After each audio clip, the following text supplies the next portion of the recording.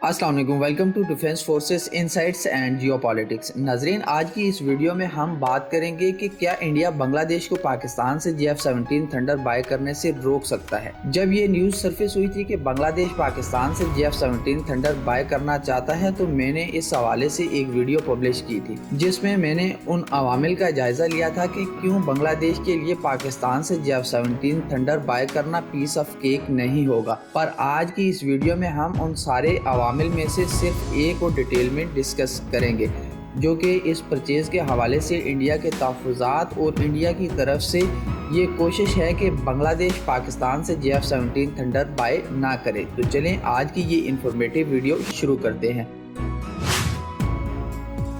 नाजरीन, ये जानने से पहले कि भारत बांग्लादेश को JF-17 थंडर खरीदने से रोक सकता है कि नहीं, हम पहले ये जान लेते हैं कि इंडिया को बांग्लादेश की तरफ से पाकिस्तान और चाइना का बनाया गया JF-17 थंडर खरीदने में मसला क्या है।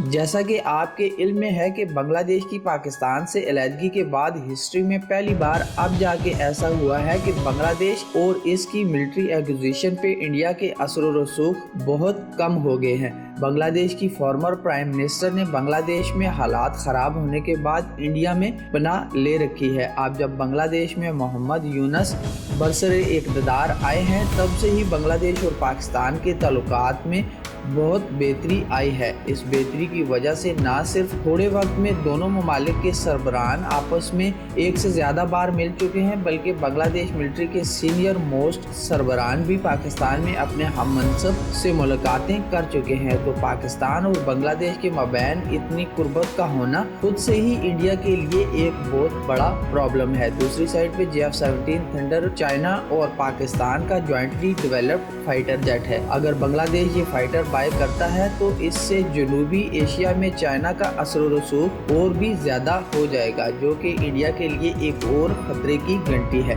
याद रहे कि चाइना पहले ही बांग्लादेश का सबसे बड़ा आर्म्स सप्लायर है। थर्ड नंबर पे इंडिया ये चाहता है कि बांग्लादेश पे उसकी फौजी बढ़तरी और असर व रसूख कायम रहे। ऐसी सूरत में अगर बांग्लादेश एक ऐसा फाइटर एक्वायर करता है जो कि न सिर्फ जदीद टेक्नोलॉजी का हामिल है, बल्कि बहुत सारी इकसाम के गोला बारूद को ठीक निशाने से टारगेट तक ले जाने में भी माहिर है, तो यकीनन इंडिया इस एक्विजिशन को रोकने की भरपूर कोशिश करेगा।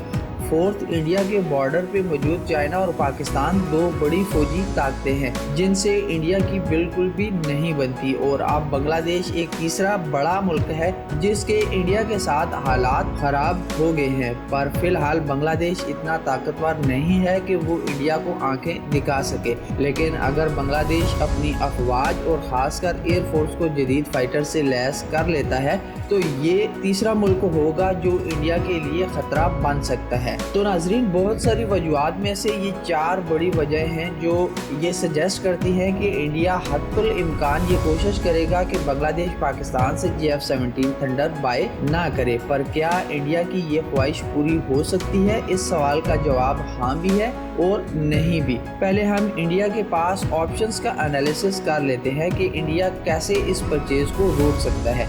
इंडिया के पास पहला ऑप्शन ये है कि वो बांग्लादेश को सफारती लेवल पर कायल करे। जैसा कि मैंने वीडियो में पहले बताया है कि बांग्लादेश और इंडिया के हालात एक लंबे अरसे तक दोस्ताना रहे हैं। अब भी यकीनन बांग्लादेश की एडमिनिस्ट्रेशन में ऐसे लोग जरूर होंगे जो इंडिया के वफादार हों, तो इंडिया उनको इस्तेमाल में ला के ये परचेज रुकवा सकता है। दूसरे नंबर पे इंडिया बांग्लादेश को मजबूर कर सकता है कि वो पाकिस्तान से JF-17 थंडर बाय ना करे। इंडिया और बांग्लादेश के माबैन खासे बड़े हुजम में तजारत की जाती है, तो थर्ड नंबर पे इंडिया बांग्लादेश को इक़्तिसादी तौर पे भी मजबूर कर सकता है कि वो JF-17 थंडर को बाय करने के फैसले से दस्तबरदार हो। इंडिया चूँकि एक बड़ी मैशत है जिससे दुनिया में बहुत सारे ताकतवर ममालिक के मफादात जुड़े हैं, तो इंडिया अपने दोस्त ममालिक लाइक अमेरिका, जापान वगैरह को यूज़ करते हुए भी बांग्लादेश को इस परचेज से रोक सकता है।